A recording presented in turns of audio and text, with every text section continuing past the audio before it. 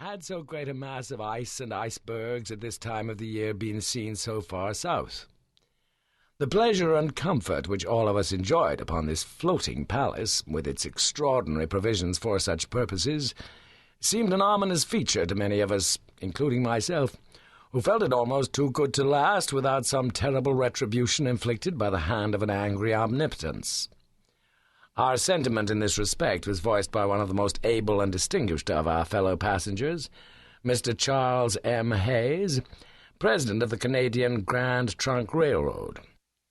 Engaged as he then was in studying and providing the hotel equipment along the line of new extensions to his own great railroad system, the consideration of the subject and of the magnificence of the Titanic's accommodations was thus brought home to him. This was the prophetic utterance with which, alas, he sealed his fate a few hours thereafter. "The White Star, the Cunard, and the Hamburg American lines," said he, "are now devoting their attention to a struggle for supremacy and obtaining the most luxurious appointments for their ships. But the time will soon come when the greatest and most appalling of all disasters at sea will be the result."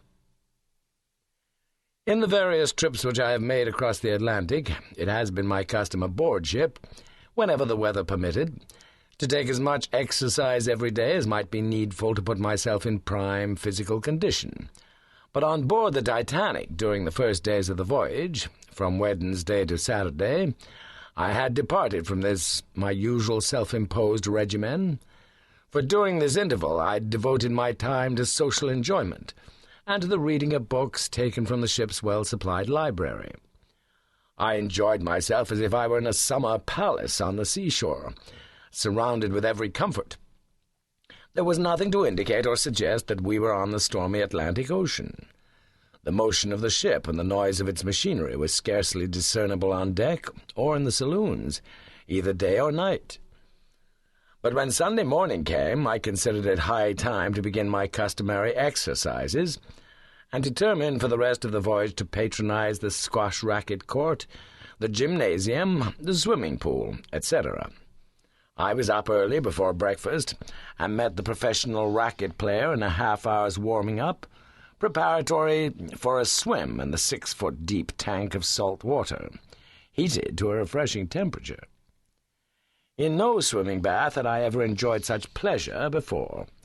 How curtailed that enjoyment would have been had the presentiment come to me telling how near it was to being my last plunge, and that before dawn of another day I would be swimming for my life in mid-ocean, under water, and on the surface, in a temperature of 28 degrees Fahrenheit.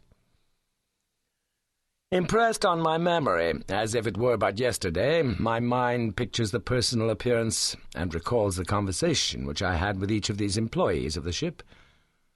The racket professional, F. Wright, was a clean-cut, typical young Englishman, similar to hundreds I have seen and with whom I have played in bygone years my favourite game of cricket, which has done more than any other sport for my physical development. I have not seen his name mentioned in any account of the disaster, and therefore take this opportunity of speaking of him, for I am perhaps the only survivor able to relate anything about his last days on earth. Hundreds of letters have been written to us survivors, many containing photographs for identification of some lost loved one, whom perchance we may have seen or talked to before he met his fate.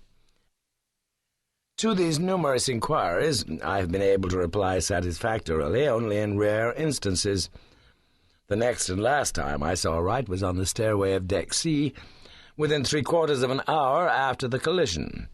I was going to my cabin when I met him on the stairs going up. "Hadn't we better cancel that appointment for tomorrow morning?"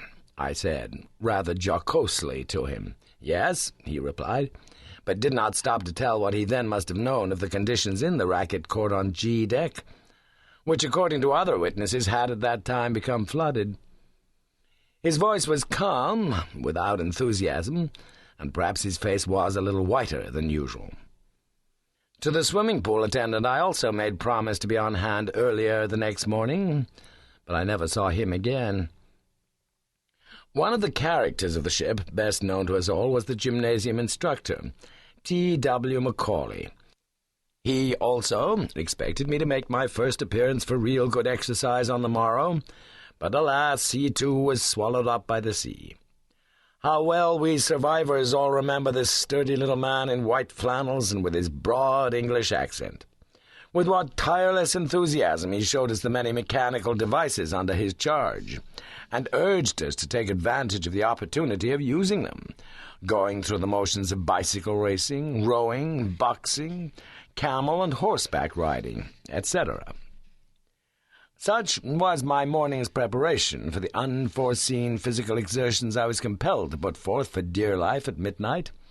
A few hours later, could any better training for the terrible ordeal have been planned? The exercise and the swim gave me an appetite for a hearty breakfast. Then followed the church service in the dining saloon, and I remember how much I was impressed with the prayer for those at sea, also the words of the hymn which we sang, number 418 of the hymnal. About a fortnight later, when I next heard it sung, I was in the little church at Smithtown, Long Island, attending the memorial service in honor of my old friend and fellow member of the Union Club, James Clinch Smith. To his sister, who sat next to me in the pew, I called attention to the fact that it was the last hymn we sang on this Sunday morning on board the Titanic. She was much affected and gave the reason for its selection for the memorial service to her brother, because it was known as Jim's favorite hymn, being the first piece set to music ever played by him as a child, and for which he was rewarded with a promised prize donated by his father.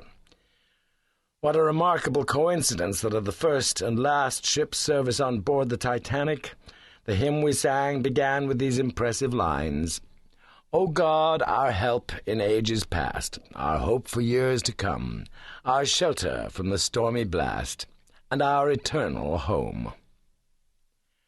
One day was so like another that it is difficult to differentiate in our description all the details of this last day's incidents aboard ship. The book that I finished and returned to the ship's library was Mary Johnston's Old Dominion. While peacefully reading the tales of adventure and accounts of extraordinary escapes therein, how little I thought that in the next few hours I should be a witness and a party to a scene to which this book could furnish no counterpart, and that my own preservation from a watery grave would afford a remarkable illustration of how oft-times truth is stranger than fiction. During this day I saw much of Mr. and Mrs. Isidore Strauss. In fact, from the very beginning to the end of our trip on the Titanic, we had been together several times each day.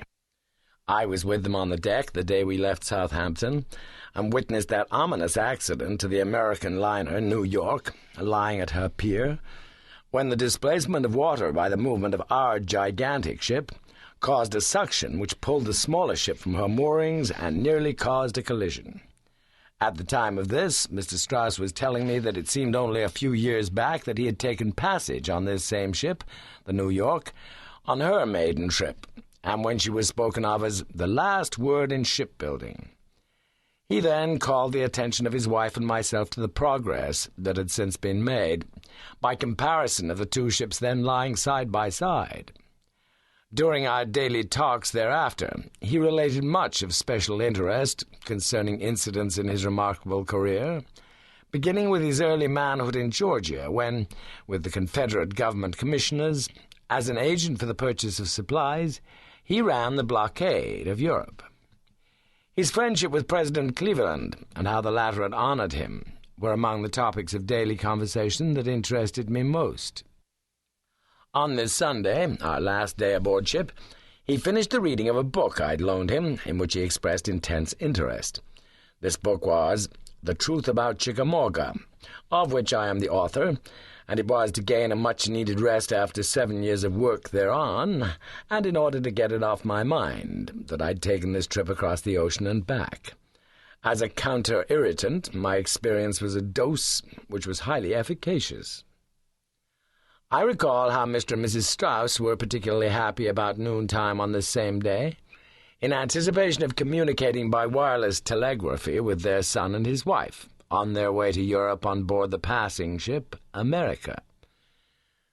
Some time before 6 o'clock, full of contentment, they told me of the message of greeting received in reply. This last goodbye to their loved ones must have been a consoling thought when the end came.